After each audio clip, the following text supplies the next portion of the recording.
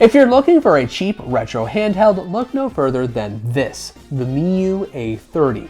It's a small and light system with Nintendo feeling buttons. Mine came with 64 gigs of storage and a large library of...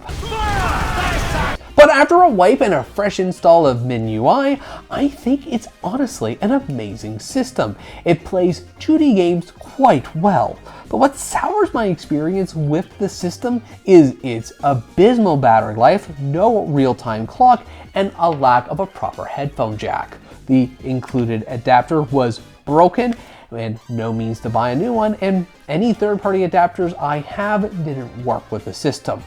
But even then, for the price, it's really not bad value, especially if you are looking for a cheap retro handheld.